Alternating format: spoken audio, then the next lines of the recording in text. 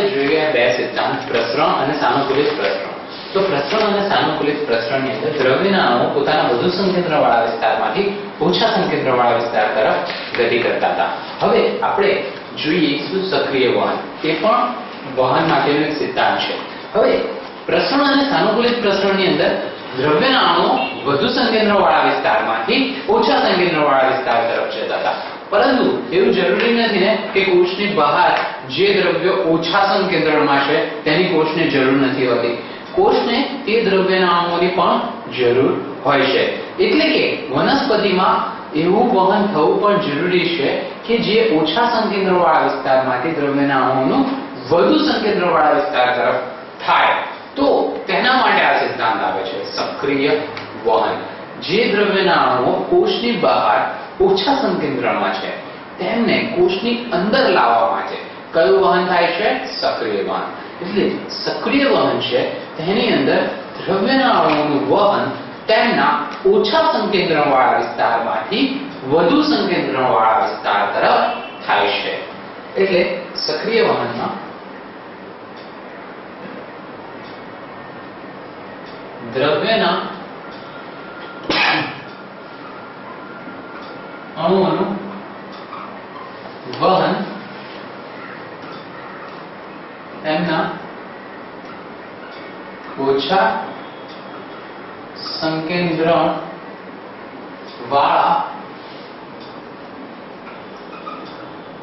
વિસ્તારમાંથી વધુ સંકેન્દ્રવાળા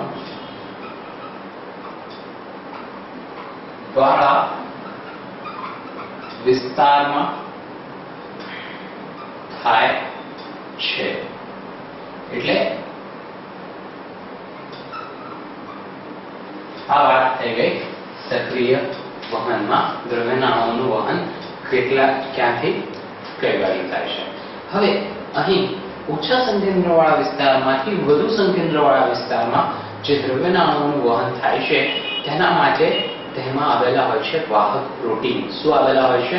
વાહક પ્રોટીન. સાનુકૂલિત પ્રસરણની જેમ સાનુકૂલિત પ્રસરણની અંદર પ્રોટીનના અણુઓ જે છે તે દ્રવ્યના અણુઓના વહન કરવા માટે ઉપયોગી હતા, તેવી જ રીતે અહીં પણ પ્રોટીનના અણુઓ એ દ્રવ્યના અણુઓને કોષની દિવાલની બહારથી કોષની દિવાલની અંદર લાવવા માટે ઉપયોગી સાબિત થાય છે. એટલે અહીં જે સક્રિય વહન છે તેની અંદર દ્રવ્યના અણુઓનું વહન એ વાહક પ્રોટીન દ્વારા થાય છે. કોના દ્વારા થાય છે? વાહક પ્રોટીન દ્વારા. એટલે સક્રિય વહનમાં દ્રવ્યના અણુઓનું વહન વાહક પ્રોટીન દ્વારા થાય છે. હવે આ વાહક પ્રોટીનને વાહક પ્રોટીન કેમ કહે છે? કારણ કે તે વહન કરવા માટે ઉપયોગી છે. તે કેવી રીતે કાર્ય કરે છે? તો વાહક પ્રોટીન એ એક ઉદાહરણ દ્વારા આપણે આ વસ્તુ સમજીશું. તો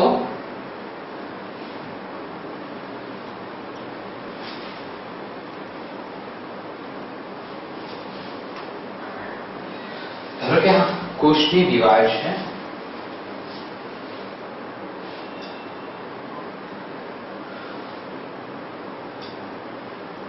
આ છે વાહક પ્રોટીન. શું છે? વાહક પ્રોટીન.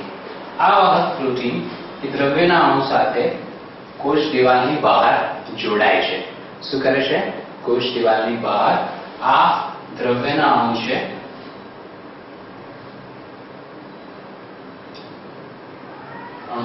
અને આ છે એ વાહક પ્રોટીન છે. એટલે દ્રવ્યના અણુ એ કોષ દિવાલની બહાર વાહક પ્રોટીન સાથે જોડાય છે. ત્યારબાદ આ જે જોડાયા બાદ કોમ્પ્લેક્સ બને છે આખો. આ કોષ દિવાલ છે, દિવાલની બહાર વાહક પ્રોટીન એ દ્રવ્યના અણુ સાથે જોડાય છે. તેમના જોડાણથી જે સંયોજન બને છે તે કોષ દિવાલની અંદર આવે છે અને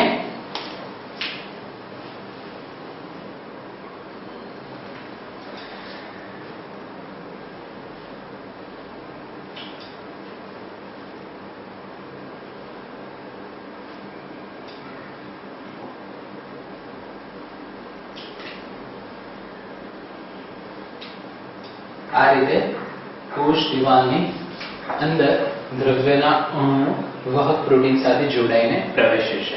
ત્યારબાદ આ દ્રવ્યના અણુઓ કોષ દિવાલની અંદર દાખલ થશે અને વાહક પ્રોટીન પાછું મુક્ત થશે.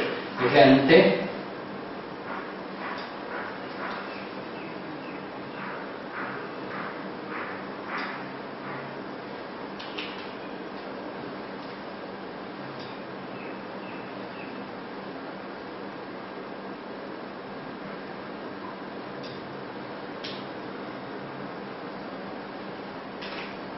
દ્રવ્યના અણુ એ કોષ દિવાલની અંદર મુક્ત થાય છે. એટલે આ રીતે વાહક પ્રોટીન દ્વારા દ્રવ્યના અણુઓ એ કોષ દિવાલની બહારથી કોષ દિવાલની અંદર દાખલ થાય છે. હવે સક્રિય વહનની અંદર અને સાનુકૂલિત પ્રસરણમાં દ્રવ્યના અણુઓનું વહન આવી રીતે જ થતું હોય છે. ફરક એટલો જ છે કે સક્રિય વહન જે છે એ તેના ઓછા સંકેન્દ્રવાળા વિસ્તારમાંથી વધુ સંકેન્દ્રવાળા વિસ્તાર તરફ દ્રવ્યના અણુઓનું વહન થાય છે. જ્યારે સાનુકૂલિત પ્રસરણમાં દ્રવ્યના અણુ વધુ સંકેન્દ્રવાળા વિસ્તારમાંથી ઓછા સંકેન્દ્રવાળા વિસ્તારમાં થતું હતું. હવે જ્યારે ઓછા સંકેન્દ્રવાળા વિસ્તારમાંથી દ્રવ્યના અણુ વધુ સંકેન્દ્રવાળા વિસ્તારમાં જાય તો તેને પંપ કરવા પડે છે. શું કરવા પડે છે? પંપ એટલે કે ધક્કો મારવો પડે. કેમ કે તે દ્રવ્યના અણુઓ ખૂબ જ ઓછા છે. તેમને અંદર ખેંચવા માટે એક પ્રકારના પંપની કે ધક્કાની જરૂર પડે છે. એટલે કે શક્તિની જરૂરિયાત પડે છે.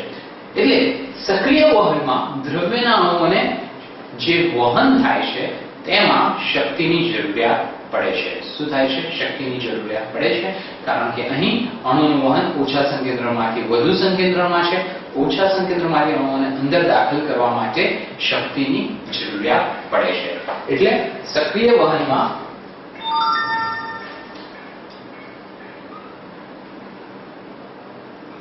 શક્તિની જરૂરિયાત પડે છે.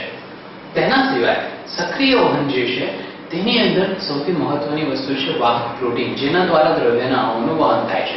તો આ વાહક પ્રોટીન જે છે એ ઉત્સેચકની જેમ કાર્ય કરે છે. કોની જેમ કાર્ય કરે છે? ઉત્સેચકની જેમ.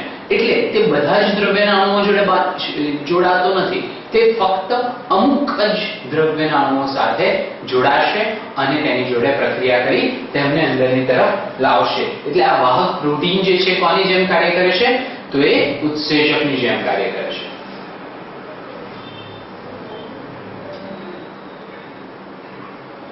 તો વાહક પ્રોટીન એ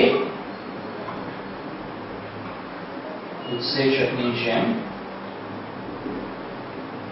કાર્ય કરે છે. એટલે વાહક પ્રોટીન દ્વારા અમુક જ દ્રવ્યના અણુઓનું વહન થાય છે.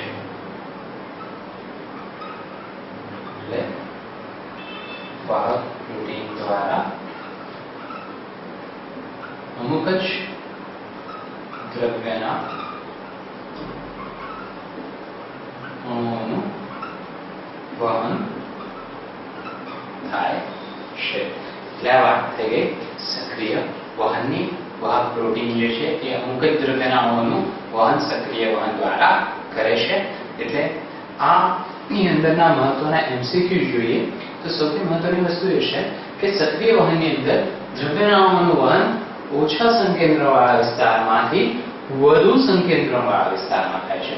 એટલે એ એમસીક્યુમાં છે, ખૂબ જ મહત્વનું છે. ખાલી સક્રિય વહન જ એવું વહન છે જેમાં દ્રવ્યના અણુઓ તેમના ઓછા સંકેન્દ્રવાળા વિસ્તારમાંથી વધુ સંકેન્દ્રવાળા વિસ્તારમાં જાય છે. ત્યારબાદ તેમાં અણુઓનું વહન કોના દ્વારા થાય છે? વાહક પ્રોટીન દ્વારા થાય છે. તેના સિવાય આમાં શક્તિની જરૂરિયાત પડે છે. શું થાય છે? શક્તિની જરૂરિયાત પડે છે. આ એક જ વહન એવું છે જેમાં શક્તિની જરૂરિયાત પડે છે. પ્રસરણ અને સાનુકૂલિત પ્રસરણમાં શક્તિની જરૂરિયાત પડતી નથી. આ એક જ વહનમાં શક્તિની જરૂરિયાત પડે છે. તેના સિવાય વાહક પ્રોટીન જે છે ઉત્સેચકની જેમ કાર્ય કરે છે અને વાહક પ્રોટીન દ્વારા અમુક જ દ્રવ્યના અણુઓનું વહન થાય છે. બધા જ દ્રવ્યના અણુઓ વાહક પ્રોટીન દ્વારા વહન પામતા નથી. એટલે અહીં આપણું સક્રિય વહનની વાત પૂરી થાય છે. હવે આપણે જોઈશું પ્રસરણ, સાનુકૂલિત પ્રસરણ અને સક્રિય વહન. આ ત્રણેયની અંદર શું ભેદ છે અને તે ભેદ તમારા એમસીક્યુ માટે ખૂબ જ મહત્વનો છે. એટલે હવે આપણે નેક્સ્ટ ટોપિકમાં તે ભણીશું.